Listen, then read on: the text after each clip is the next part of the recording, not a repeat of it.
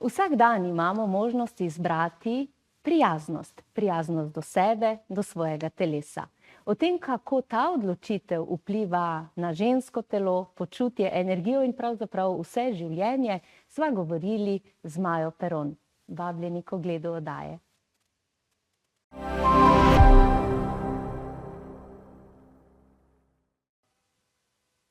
Dobrodošli v novi oddaji Izberem prijaznost z Majo Peron, v kateri skozi pogovore z zanimivimi posamezniki odkrivamo, kako prijaznost vpliva na ljudi, odnose in svet.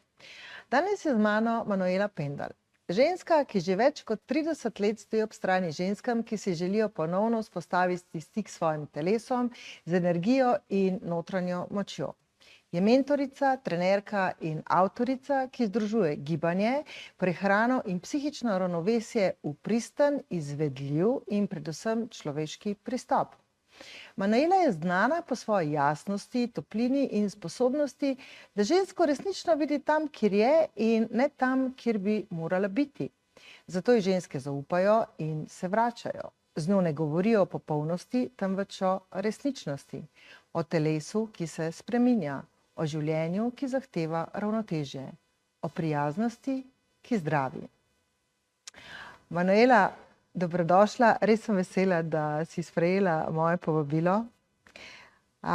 In vprašala bi te, če bi morala ti samo sebi predstaviti, ne?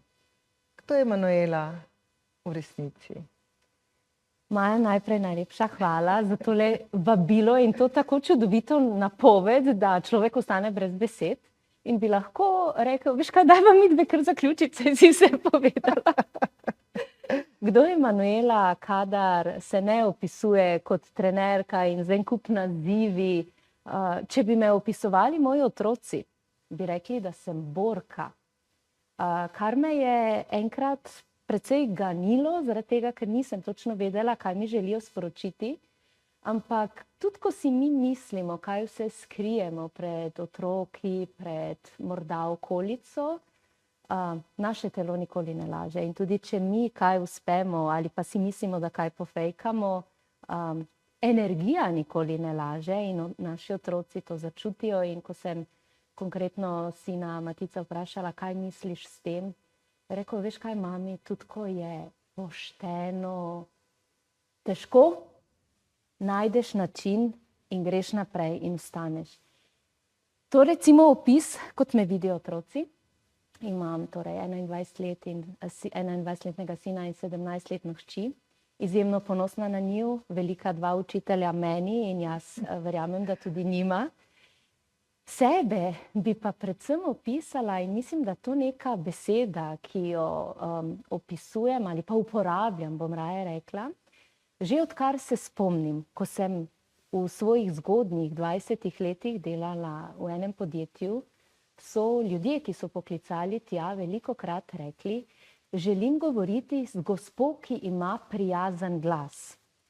In se me to tako, ne vem, najbrž prijelo, da sem tudi jaz začela uporabljati zase, da se, lahko da delam zdaj seveda pač komu tudi krivico, me vidi kako drugače, ampak vsaj jaz sebe, da sem prijazna, da res težko kdaj obupam, če v nekaj res verjamem in tudi če mi vsi rečejo, da je to nemogoče, da to ne gre, sem velikokrat gluha žabica in gre svojo črto. Izjemno empatična, včasih preveč, in ko delam kakšne stvari, potem rabim tisti svoj umik, svoj počitek, kar je tudi prijaznost do sebe, svojega telesa. Veliko časa tega nisem vedela, zdaj pa si brez slabe vesti to vzamem. Tako da zase bi rekla predvsem prijazna, sočutna, zelo strpna oseba, ki ne obsoja. Ker tudi, ko ljudje pridejo k meni, sama si zelo lepo povedala, ne rabijo sodnika, ne rabijo še nekoga, ki ga kritizira, ki ga obsoja, jo, kako si lahko to in to. Enostavno samo poslušam in skupaj iščemo rešitve, kako naprej. No, to si zelo lepo povedala, ampak jaz bi dodala še to, da mi dve sva si pravzaprav spoznali več kot 10 let nazaj na eni televiziji, kjer sem bila jaz tvoja gostja. Se pravi, si tudi televizijka, ne? Ja. Pišeš že nekaj desetletij članke o zdravem življenju, mislim, jaz sem se te zapomnila kot nekoga, ki kako že spodbuja k telesni aktivnosti in rednim vadbam in mi nabija slabo vest, zato ker se tega ne držim.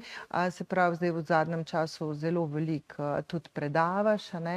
Tako da mi mogoče povej še kakšno besedo o tem, kaj te je pravzaprav, a veš, pripeljalo do tega, da si to začela širiti z drugimi ljudmi. Ali pa mogoče, a veš, kaj so bile tiste tvoje življenjske situacije ali pa prelomnice, ki so te pripeljale do tega, da si začela sploh razmišljati sama o sebi. Ker jaz recimo velikokrat, ko se pogovarjam z ljudmi, jaz v njih vidim toliko nekih enih takih lepih stvari, pa toliko enih potencialov, ampak običajno se ti mora v življenju nekaj zgoditi, da si primoram pobrskati sam po sebi in ven potegniti dobre stvari, če hočeš sploh preživeti. Res je. In na ta način mogoče tudi potem odkriti svoje poslanstvo, a ne? Tako da daj kakšen par besed na to temo. A imava dve oddaji? Skrajšava. Res je, po formalni izobrazbi sem nekaj čist drugega, kar sicer počnem, in tisto, kar sem želela študirati, pač po spletu okoliščin ni bilo možno. In se spomnim, nekoč sem plesala, imela sem potem precej hudo prometno nesrečo in življenje me je, ne me vprašati zakaj in kako, peljalo na pot aerobike in fitnesa in sem dejansko pri svojih 19-ih, jaz, totalni ateist, rekla, da če obstaja Bog in pošilja ljudi na zemljo z namenom, je mene poslal za fitnes in aerobiko. In od svojega 17. leta, ko sem začela to delati, torej pri 19-ih, sem z vso svojo vero, celicami, celim svojim telesom res verjela, želela to delati, zato tudi potem kasneje moje največje sanje življenjske takrat uresničene, odprla takrat največji fitnes center v Mariboru. In nekako res, ko sem sledila sebi, so se stvari zlagale.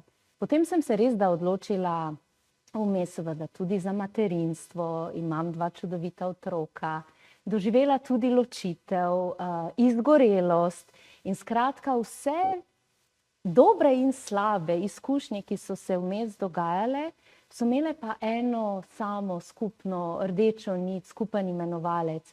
Najprej raziskovati sebe, svoje občutke, kaj pomeni, ko slediš sebi, kaj pomeni, ko zgubiš sebe, kaj pomeni in kaj se dogaja, kadar greš dejansko z glavo skozi zid, ker se ti zdi, da pač tako je prav, ker tako želi okolica, družina, ne vem, morda partner. In kako te življenje potem, ko ne poslušaš več ničesar, enostavno usmeri, tudi če to pomeni, da pač obležiš v posteli tako s takšno izgorelostjo, da se zjutraj vstaneš, te vse boli in greš zvečer spat in te vse boli in ti ni čist nič jasno, kaj se dogaja s tem ljubim telesom, ampak to naše ljubo telo vsakogar od nas pač želi opozarjati k prijazni skrbi, prijazni sočutnosti in nežnosti, da sodelujemo. In ko sem to raziskovala tudi skozi lastne izkušnje, podobno kot pri tebi, te kar malo boli, ko vidiš nasproti nekoga, ki se muči z nekimi stvarmi, ti pa vidiš, da je rešitev pravzaprav veliko preprostejša. Predvsem pa ni tisto, moram to, moram to, moram to. In uporabila si zanimiv stavek. Velikokrat mi ljudje rečejo, ko se kje pač kaj podružimo, joj, veš, imam slabo vest, ko sedim s teboj. Jaz sem tudi krvava pod kožo. Tudi ne telovadim, ne vem kaj vse. Delam pa veliko mikropremikov. To ne pomeni, da hodim vsak dan na Pohorje, ker ga imam pač blizu. Delam druge stvari. To ne pomeni, da nikoli ne jem salam ali kakšnih pohanih zrezkov, ne? Ali potice. Gre samo za to zmernost in prijaznost, ki jo zapakiram, in to je sporočilo, ki ga želim predati ljudem. Predvsem pa ne tega kot fijakarski konj in biti zelo strogi do sebe. To ni to ni prava prijaznost. No, to v resnici skozi najina srečanja, pa čez najino poznanstvo, se mi zdi jasno, da točno potem si ti mogoče zelo drugačna od ostalih, ker pri tebi, ko te gledam, kako ti deluješ z ženskami, ki so v tvojih programih, je res, se mi zdi, ta izrazita mehkoba. In to ne tista naučena mehkoba, ko si z njimi, niti ne prijaznost, ampak prav ta mehkoba, prav to, ne, imejte se radi, dejte se sprejeti in imam pri tebi res občutek, ne, da to govoriš, ampak da na nek način kar živiš pravzaprav in čutiš to z njimi, a ne? Tudi velikokrat slišim, ravno včeraj, ko sem delala coaching z eno gospo in je bila v neki družbi žensk in tam tudi ena farmacevtka, je kar držala celo predavanje, a veš, ti bi morala to in to in to. Sem rekla, še mene telo boli, ko pa te samo poslušam. Res prav ne maram, da nekam grem in bi zdaj, ne vem, midve šli nekam nekaj pojesti in ti si naročiš nekaj svojega in jaz si naročim nekaj svojega in bi jaz za tebi gledala v krožnik, a veš, Maja, to pa res ni zdaj pametno. Maja, če tebi to paše, pojej. Zdaj pa narediva kratko pavzico in potem nadaljujeva, kaj pa ti svetuješ, kako naj bi bilo.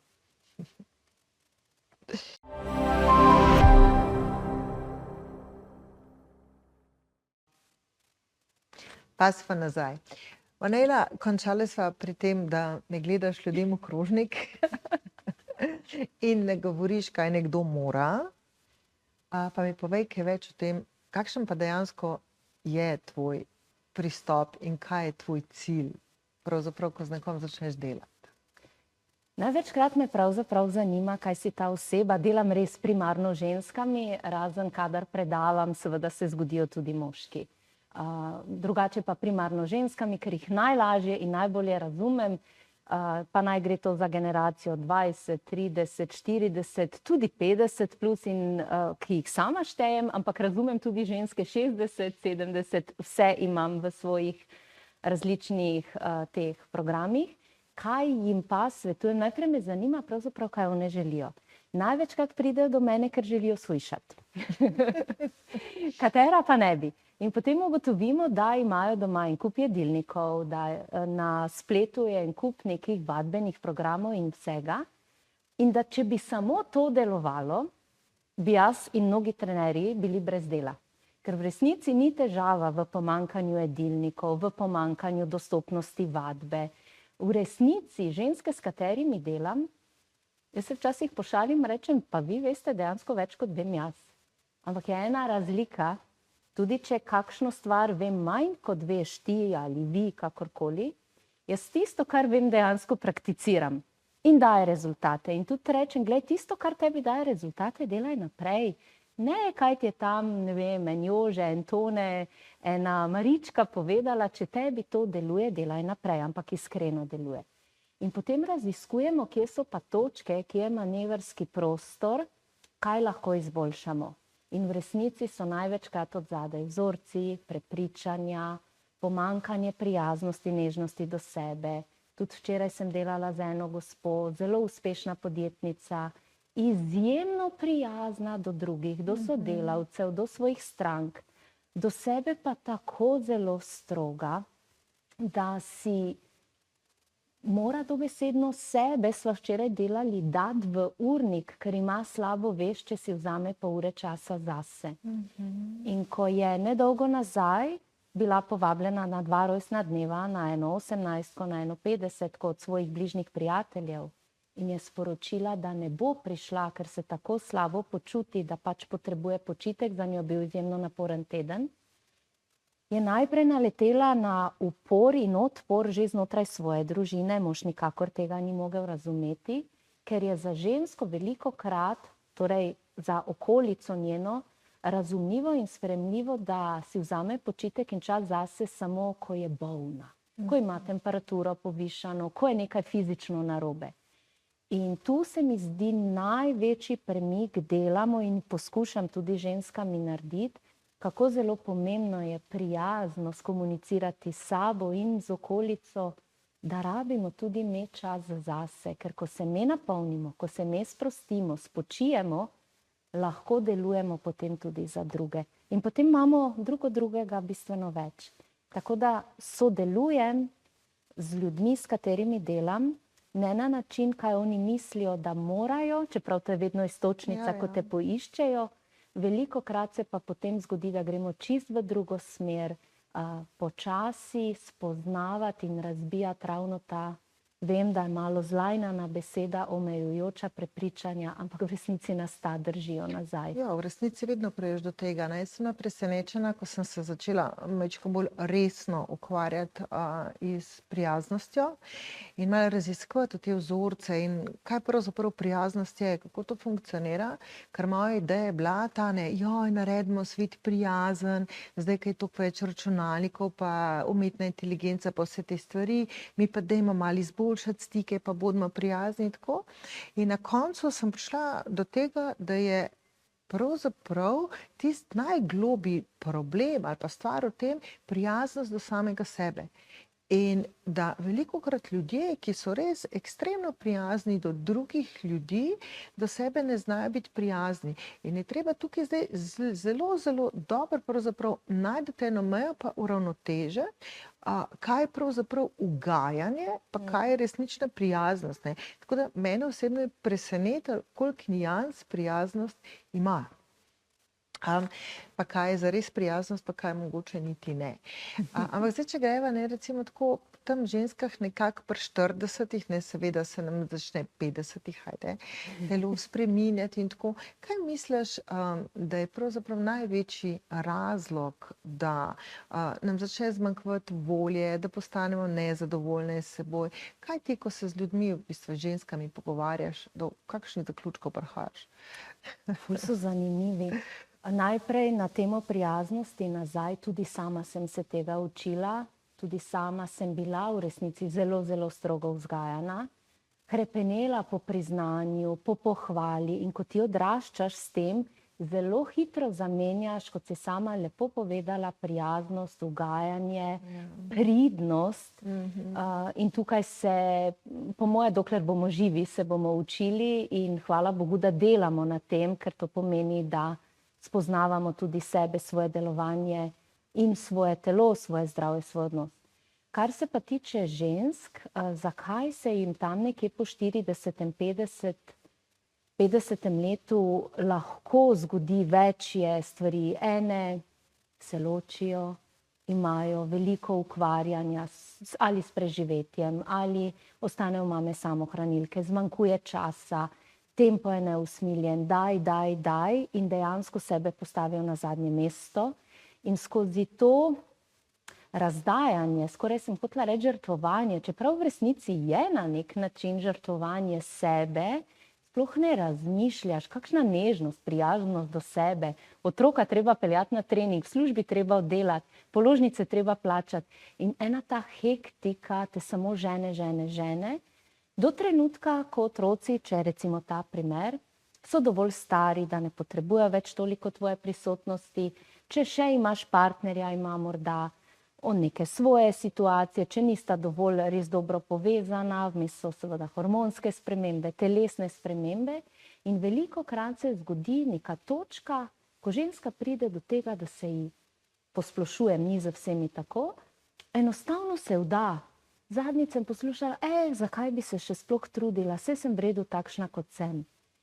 V resnici sploh ne gre za estetiko, gre za tisto naše počutje, energijo, zdravje, zato ker mi znamo reči, zdravje je naše največje bogastvo.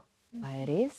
Ker do našega največjega bogastva bi se po mojem precej drugače obnašali. In rečem, da v bistvu zdravje je naša največja odgovornost in naša največja moč. In kadar mi imamo dobro zdravje, dobro počutje, smo vitalni, jaz si želim pri 80-ih še vedno predavati. Zakaj? Ne zato, ker treba plačati položnice, račune, karkoli, ampak ker res uživam, ko predajam ljudem stvari skozi izkušnje svojih strank in da en malček spremenijo v svojem življenju, da se boljše počutijo sami sabo, v svojem telesu. Ker ko bomo mi 60, 70 plus, bo generacije 40 minus, plus tega, da oni živijo takrat čisto svoje življenje, veliko manj, celo mnogi v slabši psihofizični kondiciji, kot bomo mi. Torej, res je naša največja odgovornost, da danes dobro skrbimo zase. In tudi, ko se ženske zgubijo skozi svoje življenje in poskušam najti tisto malo iskrico, dati tisti en skozi raziskovanje, zakaj pa bi? Ja, zato, ker si želiš potovati pri 70. Aha, in zadnjič mi je ena gospa rekla, končno spet vidim luč. In to mi je bilo, mislim, da eden večjih komplimentov, ko je bila čisto bupana v tisti zanki hujšanja pri 60+, recimo. Ja, v bistvu velikokrat se zapletemo v neke zanke, ki so res čist brezvezne, ne vidimo enega izhoda in rabiš imeti samo neko motivacijo, eno lučko, eno podporo, ali pa po drugi strani neko občutek varnosti, pa slišanosti in videnosti, da te nekdo vidi in sliši. Pa se mi zdi, tudi ta narobno je prepričanje, da če hočeš ti biti v neki dobri kondiciji, rabe za to ekstremno veliko časa. Ja. Ravno s to gospo, ki sem jo omenila, zdaj nazadnje, ona je bila prepričana, da mora jesti popolno brez ene napake, da mora telovaditi vsak dan in seveda to vsakič znova poskušala, vedno ta pristop na vse ali nič in potem je bilo nič. In sem rekla, okej, a lahko vzameš zdaj svoj rokovnik, najdi en dan in 1 uro, pol urce časa, ko ti lahko pol ure odtelovadiš. In pravi sobota ob 15. Okej, vpiši v urnik. In rekla, samo to. Rekla, za začetek samo to. In tudi, ko mimo pihneš v prehrani, ne potem vreč puško v koruzo. Zaradi tega, ker od enega obroka slabega nismo kar bolani in od enega dobrega, zdravega obroka nismo kar takoj zdravi. Ravnotežje. In nadaljujeva po glasih. Nekaj minut. Super. Ja,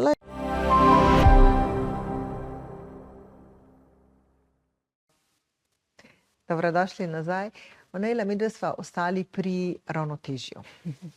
Kako naj to najdemo? Kako naj ženske to najdejo? Kako naj se motivirajo? Kako naj si izborijo, čeprav največkrat to sploh ni potrebno, si lahko samo vzamemo ta čas zase in postavimo svoje življenje v neko ravnotežje. Ja. Ta malenkost. Čist malenkost. Podobno je, kot če bi me vprašala, a smo že našli tabletko za hujšanje, in jaz bi bila multimilionar. Več ni. Če bi na to ravnotežje znala samo tako z enim klikom. Ne, malo hec, malo zares. Celo življenje se je treba balansirati. So dnevi, ki so malce bolj zahtevni in si potem vzameš počitek in obratno. In pri moških je zanimivo, ko jih opazujem, večinoma pridejo in nas oni, gledam zdaj kot družino, samo obvestijo. V četrtek ob 8 imam fuzbal. Ko ženska, veš, pa jaz bi hodila zdaj na eno skupinsko vadbo, pa bi bilo vam okej, če mene ob torkih, ob 6, pa tako morda za kakšno urco ne bi bilo. In potem različni odzivi, eni so navdušeni, ja, ti kar hodi, pri enih bo, pa kaj res moraš, pa kdo bo naredil to, in potem gospa, ne vem, ima doma 3 otroke, ima podjetje, vsakemu posebej kuha, vsakemu posebej servisira. In jaz včasih, ko poslušam, ko mi razlagajo, vmes si zelo dobro povedala, v resnici ženske največkrat rabijo samo nekoga, ki jih posluša, sliši, vidi in potem v bistvu skozi to, kar je ona povedala, ona že prihaja do svojih rešitev in jih samo ti malce mogoče obelodaniš s kakšnim dodatnim vprašanjem. In tudi tu velikokrat potem rečem, kaj pa če bi? In včasih čist direktno svetujem, naredila to in prihraniva nekaj časa. Zato ne rečem, da sem izključno coachinja, ker potem bi res morala samo spraševati. Ampak je ena taka kombinacija mentorstva, coachinga, svetovanja, ko raziskujemo skupaj, včasih pa dejansko nekoga samo pol ure poslušaš in potem še, ne vem, 20 minut malo razpredaš skupaj. Včasih nekdo potrebuje samo meditacijo in se počuti, wow, kaj se je ravno kar zgodilo. In potem, ko so slišane, tudi te korake, malo po malo, ali je to, potem vidimo, ali rabi več ravnotežja skozi aktivnost in počitek in sprostitev, ali rabi več aktivnosti, več delati na ravnotežju, da manevrira svoje poslovno ali pa službeno življenje z družino. Težko je zdaj reči, da je ena formula za vse. In tudi pri prehrani, ko vidimo, kako se ena oseba prehranjuje, ne morem reči, to je pravilo za vse, seveda obstajajo smernice, jih potem skupaj gradimo. In ko mi je zadnjič ena gospa rekla, veš, meni je ta jedilnik čisto preveč zakompliciran, jaz sem cele dneve na poti, naredi mi jedilnik iz 2 sestavin. Jaz najprej sedela doma in sem študirala, kako naj zdaj jaz povem, da v bistvu to je skoraj mission impossible, ne? Ampak sva ga naredili. In ker je ona dobila zdaj samo en majhen motiv, da se da, ona zdaj ne dela več jedilnikov iz 2 sestavin. Tako kot tista gospa, ko sva dali v urnik eno vadbo, pol urce. In ko mi imamo občutek, da je izvedljivo, dobimo tudi motivacijo. In jaz nisem eden tistih, ki rečejo, joj, veš, ta zunanja motivacija, zmeraj mora biti motivacija od znotraj. Ma ni zmeraj od znotraj, včasih jo moramo prižgati od zunaj, zato da se ta notranja sploh vzbudi. In zakaj bi to bilo narobe? Ja, včasih ne gre samo za motivacijo, ampak gre preprosto za vztrajnost, pa za en red, ki mu slediš. To pa je potem naprej, ja. Ni glih toliko brez veze. Ja. Drugače ti bom rekla, jaz tudi velikokrat na teh mojih mentorstvih doživim, da ljudje hočejo samo govoriti in ko govorijo in se slišijo, že itak sami se podgovorijo. Ja. Drugače pa, kar se tiče jedilnikov, jaz vem, ker te spremljam na Facebooku, da ti velikokrat objaviš kakšen recept za kakšno tako preprosto jed, ki je hitra. Danes smo dobila tele kugelce, ki so baje, jaz sem tako rekla, ojoj, spet hrana, spet hrana. In ti si takoj povedala, ja, ampak dobra in kvalitetna hrana. Tako da daj mogoče tako par besed še o tej prehrani, ker to so ene take drobne stvari, ki lahko prinesejo velike spremembe, pa res niso zapletene. Ja. Velikokrat ženske, vsaj s katerimi delam, torej nisem zagovornica nobenih ekstremnih diet, načinov prehranjevanja, sem se jed, enim je to všeč, enim ni. Nič hudega, vsak najde nekaj svojega in tako kot sem uvodoma rekla, če ti nekaj deluje, delaj to naprej. Ko vidiš, da ti nekaj ne deluje, da ti telo sporoča ali skozi kilograme, ali hormonsko neravnovesje, kožo, alergije, vnetja, nekaj ne deluje, nekje nekaj mimo pihaš. In zanimajo me recepti, ki so enostavni, znam seveda tudi kakšne kulinarične izzive v kuhinji se iti, ampak mi je ljubše, dajmo mi raje malo živeti, pa kaj druga narediti, razen če to kulinarično doživetje, res doživetje za celo recimo družbo, družino. In naprimer te energijske kroglice, pa zdaj, ko je taki praznični čas, je lahko tudi, v bistvu čez celo leto so kakšni prazniki ali praznovanja. In samo enakovredno razmerje oreščkov in suhega sadja, se tu še potem en kup nians, ki so, ne. Ne bomo skrivnosti zdaj, ne? Vseh ne. Da ne razblinimo čarobnosti. Tako, ampak cimet je recimo pri meni vedno prisoten in lahko na zelo enostaven način, ne vem, nekdo bo gledal recimo to najino oddajo zdaj in zraven dela te kroglice in ima obrok za cel teden, 2-3 poješ in imaš eno malico. Drugače sem pa zagovornica jesti, tako kot smo hranili naše dojenčke, na 3 do 4 ure. Dobar, jaz jem. Tukaj ima vsak svoj princip. Tako. Da, ja. Veš, kaj mi povem? Kaj se ženskam začne dogajati, ko prvič mogoče v resnici dojamejo, da njihovo telo ni nekaj groznega, nekaj nujenega, neka obveznost, ampak je pravzaprav na nek način orodje ali pa dom, s katerim grejo skozi življenje, s katerim lahko sobivajo, so srečne, zadovoljne in ki začnejo na nek način sprejemati svojo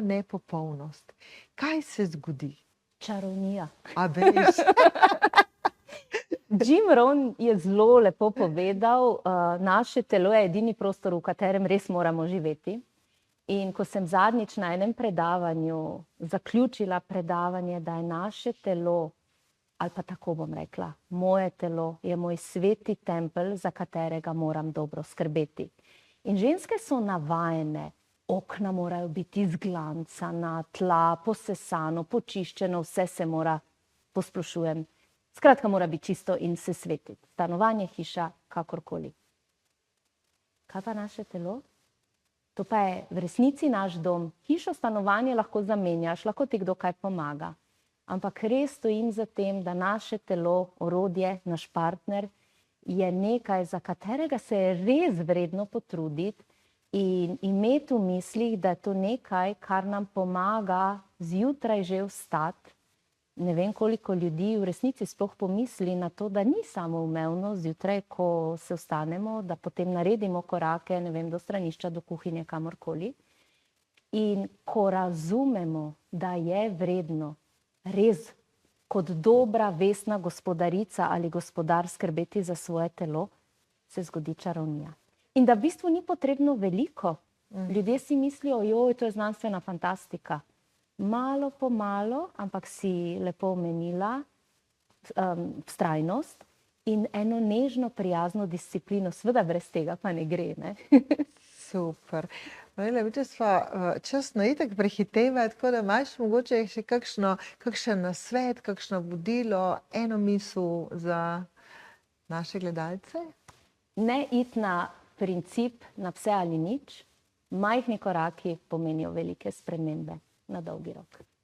Najlepša hvala, ker si bila moja gostja. Hvala. Dragi gledalci, vam pa želim veliko prijaznosti v prvi vrsti, glede na vsebino, ki ste jo danes slišali, do samega sebe.